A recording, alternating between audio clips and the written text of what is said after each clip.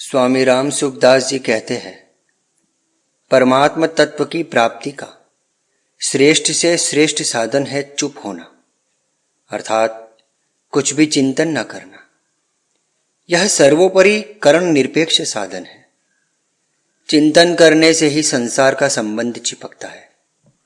कारण कि चिंतन करने, वृत्ति लगाने का अर्थ है नाशवान परिवर्तनशील वस्तु को महत्व देना, नाशवान को महत्व देना, उसकी आवश्यकता मानना, उसकी सहायता लेना ही तत्व प्राप्ति में मुख्य बाधा है।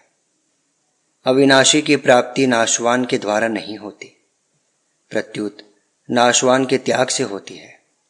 जड़ के द्वारा चेतन की प्राप्ति कैसे हो सकती है? असत के द्वारा सत की प्राप्ति कैसे हो सकती है? परिवर्तनशील के द्वारा अपरिवर्तनशील की प्राप्ति कैसे हो सकती है? क्षणभंगुर के द्वारा सर्वथा निर्विकार तत्व की प्राप्ति कैसे हो सकती है? नाशवान, जड़, असत, परिवर्तनशील, क्षणभंगुर से संबंध विच्छेद होने पर तत्व की प्राप्ति स्वतः होती है। इसलिए नाशवान को महत्व देने का, उसकी सहायता लेने का भाव साधक को आरंभ से ही नहीं रखना चाहिए। शास्त्रों में आया है, देवो भूत्वा देवम जयेत, देवता होकर देवता का पूजन करे। अतः अक्रिय एवं अचिंत्य होकर ही अक्रिय एवं अचिंत्य तत्व को प्राप्त करना चाहिए। गीता में आया है, आत्मसंस्थम मनः कृत्वा न किंचिदपि चिंतयेत, अर्थात परमात्मा स्वरूप में मन बुद्धि को सम्यक प्रकार से स्थापन करके फिर कुछ भी चिंतन न करे।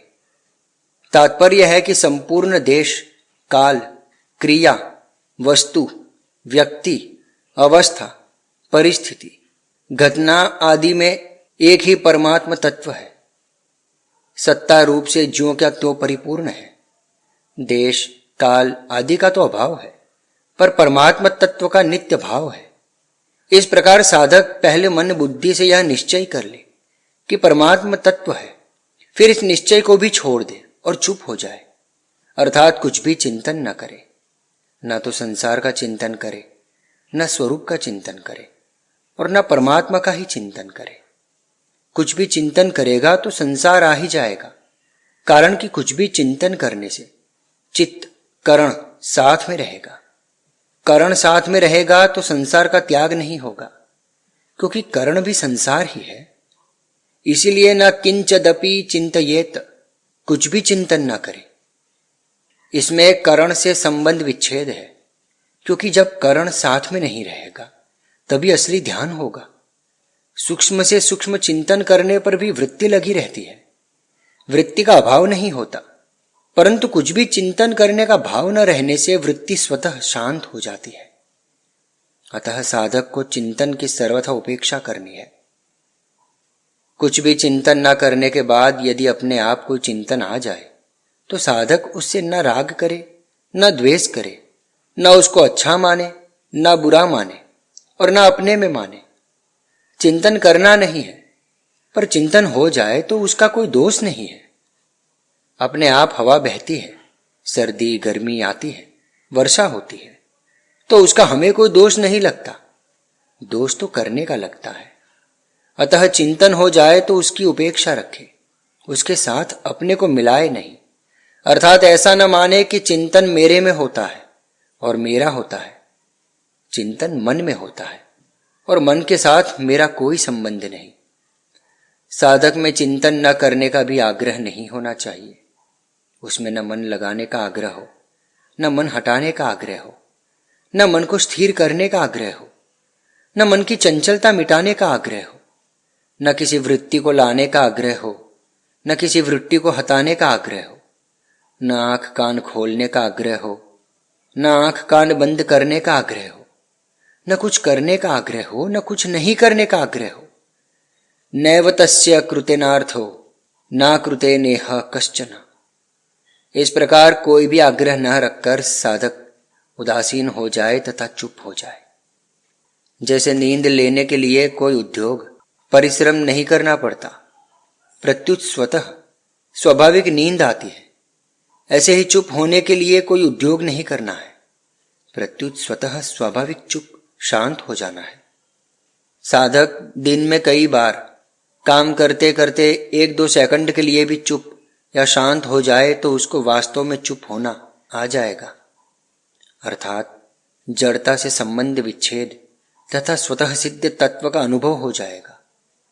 फिर वह सब कार्य करते हुए भी निरंतर चुप रहेगा। यही समाधि से भी ऊंची सहजावस्था है। अवस्था के संस्कार वालों को समझाने के लिए इसको सहजावस्था कह देते हैं, पर वास्तव में यह अवस्था नहीं है, प्रत्युत अवस्थातीत है। कारण कि अवस्था प्रकृति में होती है, तत्व में नहीं। वास्तव में चुप साधन में साधक सहजावस्था यानी सहज समाधि, तत्व ज्ञान, जीवन मुक्ति, भगवत दर्शन आदि जो चाहता है वही उसको मिल जाता है। चुप होने से साधक स्थूल, सूक्ष्म और कारण तीनों शरीरों से सुगमता पूर्वक अतीत हो जाता है तथा उसका अहम अपने आप मिट जाता है। कर्म योग, ज्ञान योग, भक्ति योग आदि किसी भी योग मार्ग का साधक क्यों न हो, चुप साधन सभी के लिए अत्यंत उपयोगी है। यह चुप साधन सभी शक्तियों का खजाना है, क्योंकि संपूर्ण शक्तियां अक्रिय तत्व से ही पैदा होती है और उसी में लीन होती है। इस साधन से एक विलक्षण शांति मिलती है, जिससे राग द्वेषादि दोषों को दूर करने की सामर्थ्य स्वतः आती है और अनुकूलता प्रतिकूलता का असर नहीं पड़ता। इतना ही नहीं, जो लाभ धर्म मेघ समाधि से भी नहीं होता, वह लाभ चुप साधन से हो जाता है। तात्पर्य है कि चुप साधन संपूर्ण साधनों का अंतिम साधन है, जिससे पूर्णता हो जाती है, अर्थात वासुदेवः सर्वम, सब कुछ परमात्मा ही है, ऐसा अनुभव हो जाता है। इस प्रकार सत्संग का यह भाग यही संपूर्णता को प्राप्त होता है। शेष अगले अंक में।